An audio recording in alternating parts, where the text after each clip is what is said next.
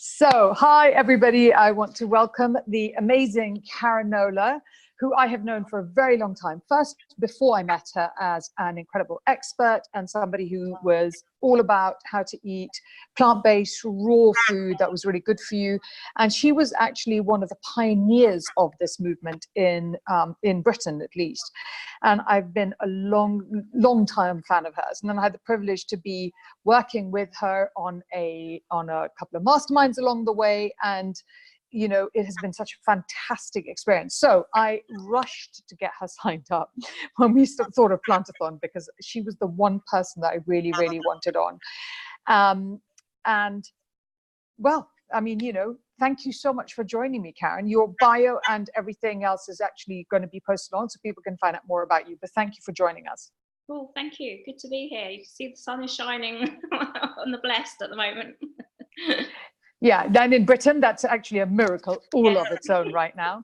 So what we wanted to do is I wanted you to come on to have a conversation about fresh food versus processed food, plant-based food. And my pet peeve is when my kids are like, we're going vegan, and then they eat vegan sausage rolls and things. And I'm like, processed food is processed food. I don't really care if your processed food is vegan. I don't consider that to be a bonus or a step forward. Okay. Well, I consider it to be a step forward in terms of, you know, it's plant-based, right? And to me, because I'm passionate about animals, that's progress, right? And I think one of the things I've learned over the years from personal experience, first and foremost, and then professional experience, is that people have to take steps in a way that actually meets them where they are and that makes sense to them. And then they start to feel the effects on their body. And they'll come to that conclusion sooner or later, like, yeah, it's still processed food. My body still doesn't feel like I want it to feel. But the mindset shift of having gone plant-based will have been established, and then they can start upgrading the diet. Fantastic. Okay, so but then it's probably because it's my kids that's frustrating. So I'll take that one back. It's true. So what we're saying is any step towards plant-based is a bonus, and that it's a step in the right direction. But then, in fact, we should eat fresh food, not processed food. Now, why should we eat fresh food, not processed food? Yeah, well, I think most people know we need to eat more fresh fruits and vegetables. And it's interesting because when people do go more plant-based or vegan, they'll think about the fresh fruits and vegetables, but they will sometimes just automatically stop thinking about them being raw foods and start thinking of them as, how can I cook these, right? So, for example, apples become apple pie, and broccoli becomes cooked broccoli rather than lightly steamed or maybe used as crudité, things like that. So the power of raw foods is that everything that nature ever put into that food, that it intended for it to be there, so the oxygen, the phytonutrients, the water, the vitamins, the minerals, everything is there. As soon as it gets cooked, all these things start to disappear. And for me, it's really about the life force of food. You know, everyone is complaining they haven't got enough energy, they feel tired, they're struggling to get through their day, they don't have clarity, they're moody. You know, all these things, whether people realize it or not, are actually byproducts of eating inferior food. So it's not even about, is it plant-based or not? If the food that you're eating is not actually regenerating you, then you're never going to feel the way you want to feel. And this isn't just an emotional thing we're talking about, right? We're talking about the actual level of fuel that there is in the food that you're eating, and judging that to say, how good is this food for you? Yeah, it's recognizing that, you know, living foods create living bodies, right? The more dead food you eat, i.e. cooked, the more dead you will feel, which is the most simple way of putting it. But the first time I ever heard of that concept, it was like a light bulb went on inside me, because I thought, my gosh, I thought I was eating so much more healthy. This is when I first tried veganism back many years ago. But when it was still known as veganism and not plant-based, even, for that matter. Right. Yeah, I was literally about 20 years old. And when I started really thinking about what I was eating, yes, technically it was all vegan, but at least 80% of it was cooked. And that's when I knew, oh, okay, I'm really missing a trick here. because this isn't just about being vegan. This is about how healthy can I feel, how much energy can I have, how much life force can I experience running through my veins so that I can live the life I want to live and not just have, you know, a box ticked on paper, i.e. I'm vegan. Okay, so then in order to help people, what I'd like is two things, please, if you could answer. One is that, what does a day's food look like for you? So a simple live food day. And secondly, well, no, let's start with that, because I was going to say, what does it mean to steam something, sort of cook something? You know what I mean? So, but let's start with, what does one day of food look like for you? Okay, well, it does depend on the season. So I'll begin by saying that, because obviously we crave different things at different times of year. Right now, we're still technically in winter.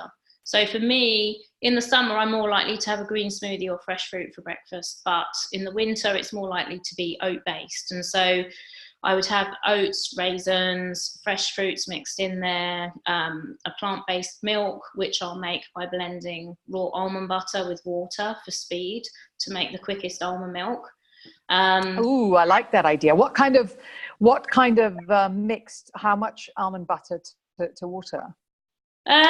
Well, let's start with, if you did it nuts, just whole nuts, you'd do 1 cup of almonds to 3 cups of water. All right, so that's the ratio.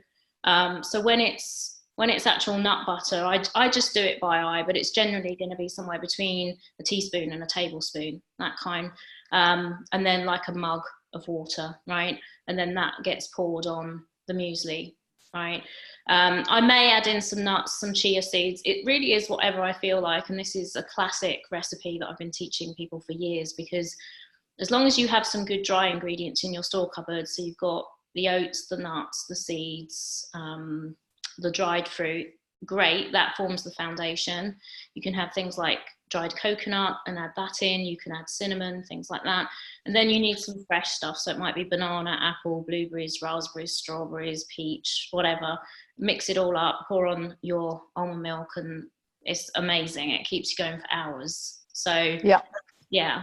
So that's a typical breakfast. Lunch, I'm a big fan of nori rolls, which most people are familiar with nori through eating sushi, which I've never actually eaten sushi, but I make nori rolls from having the sea vegetable, the nori itself, and in that I put avocado, tomato, onion, some greens of some kind. It might be alfalfa sprouts, it might be just lettuce, some olives, some sun-dried tomatoes.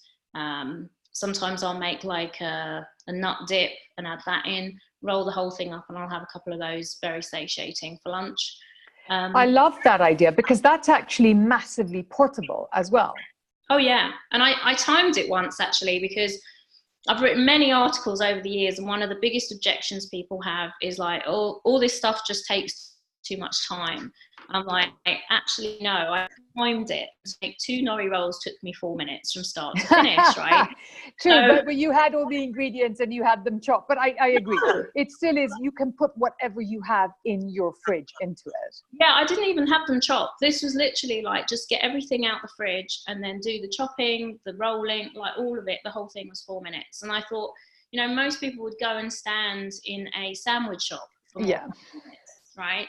And that's not to mention them getting served, walking back, sitting at the desk. So like the time thing is not an issue. And always have been the kind of person who wants to spend as little time in the kitchen as possible, which absolutely. Yeah. Are these portable then? So if you were going to go somewhere, is that portable? Definitely. I mean, you have to think about how many of the ingredients you're putting in are wet, i.e. a bit runnier. But a good trick with the nori rolls is you get a large cos lettuce leaf and you put it on top of all your ingredients that you've put in the nori, and then you roll the nori over the top of the lettuce leaf, and the lettuce leaf keeps everything intact. Love that. That is fantastic. Amazing. Well done. Okay, so you've done that. That's your nori roll. And then? Yeah. I will generally have a protein smoothie or something during the day, because I do work out a lot. So I'll use some warrior protein. Is a raw vegan. I love them. They're so good, because it's hemp based, isn't it? And I'll blend that with sometimes a frozen banana if I want something that's more kind of milkshakey. So some warrior, I have a vanilla and I have a chocolate. So if I have a chocolate craving, which I often do, I will blend up frozen banana with the chocolate protein powder, maybe add a medjool date, whiz the whole thing up with water, or maybe another almond milk, or whatever it is, depends how much fat I want to consume. Yeah. And then that is like a dessert to me, because that just keeps me going until dinner. And I think also people, if you haven't done anything with raw food, you do not understand the complete joy that is blended frozen banana. It is absolutely, oh no, my God. Because I went and trained as a raw chef at the Living Light Institute. And I have to say, when we hit the place where we froze bananas and then blended them, nirvana. Happiness had come to my life, because you just don't need ice cream. This is ice cream, and it's good for you, and you're a happy person. Yeah. Oh, I could weep, but yeah, no, I won't. Let's carry on. Yeah, so it's a point worth making, though, because a lot of people think, yeah, but what about ice cream? Well, obviously there are vegan ice creams, right? But we're talking about raw food right now. And so absolutely, you can blend the bananas. You won't even taste the banana, because it just becomes the flavor all of its own. You don't taste it, it's true. And then you can add any flavorings to it that you want to create. Oh my God, it's so delicious. Literally, listen to me weeping, people. I know. Try it. And by the way, because for some reason somebody once did this, and I think it was in my house, freeze the banana without the skin. Oh, Just yeah. saying. Just say, without the skin, put it in a bag, freeze it. Oh my God. And then you can just mix this with avocado, and it becomes a mushy dessert. Oh, happiness. Anyway, we should do a whole section on vegan desserts, but that's another day. And then what would you do for dinner? Because so far I'm 100% with you on this. Okay, so for dinner, a much bigger salad, because I try and eat as many greens as possible. So I'm a big fan of lamb's lettuce, yes, spinach, rocket, otherwise known as arugula, coriander. So I make a big bowl of greens. I'll add some kind of dip or sauce or dressing. Again, depends how much fat I do or don't want. Then I'll put in avocado. I'll put in, again, whatever things I fancy at the time. Sometimes it's artichoke. Sometimes it's the olives. It's whatever I'm craving. What do you use as a dressing for something like that? Well, you can just go with a simple lemon and olive oil if you want. I do that. And salt. Yeah. Sometimes I'll do what I call a taste bud tantalizer, which is where you're getting the sweet, salty, sour, bitter, pungent. So you're getting all the 5 flavors that you need. So I'll go for something, for the sweet, it might be like a agave or something like that. For the salty, it would literally be like herbe mer, which is a mixed salt that you can get that's kind of like dried, seasoned vegetables that is very salty. Yep. I'll have the oil. I'll have, sometimes I'll use lemon juice, but I actually prefer apple cider vinegar myself. So I'll add that in, and then a bit of garlic or something. And if you just blend that whole lot up, it will keep in the fridge for about 5 days, and it really brings it will be delicious as well. So that actually sounds really doable, and it sounds easy. And I'm hoping that if people have any questions, they can post it underneath, so that Karen can answer questions, I can answer questions, because it's something, honestly, that is, if you listen to that, none of that is impossible to do. But all of it is fresh, live, amazing food. And I thank you so much. I can't see anything at all because I have the sun in my eyes, and I'm not complaining because I'm in Britain. And the fact that we have sun means that, be happy. But I'm really grateful, because that was really easy. But if people are going to do a combination, so for me, I'm saying that if you're going to go from cooked food to having fresh food on your plate, I usually say at least try and have half your plate to be fresh, raw food. How does that sound to you? Is that what you recommend? I always do that. I say start with a raw breakfast, because that's easy to do and it sets the tone for the rest of the day. And there's so many for breakfast, right? It's not just muesli or green smoothie. There's a whole spectrum, and I'll give you a list or publish it on the Facebook page or whatever.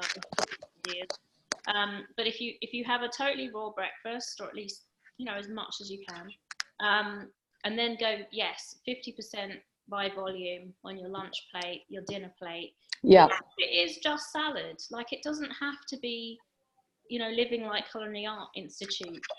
territory. You know, it's just about literally getting the enzymes into your diet so that everything that you eat is not just dead and processed, right? So you've actually got this living food going in your body. Amazing. I absolutely love that, Karen. Thank you so much. And yes, please, if you have some breakfast ideas, because that's where people always get stuck, please post them with our absolute blessing. And thank you very, very much for joining us. And if you want to know more about Karen, you will have all her links and they'll all be down below, and you can reach out to her, and she's also in the group. So if you have questions that you want to post, please go right ahead. Thank you again, Karen Knowler, who is absolutely phenomenal. Thank you.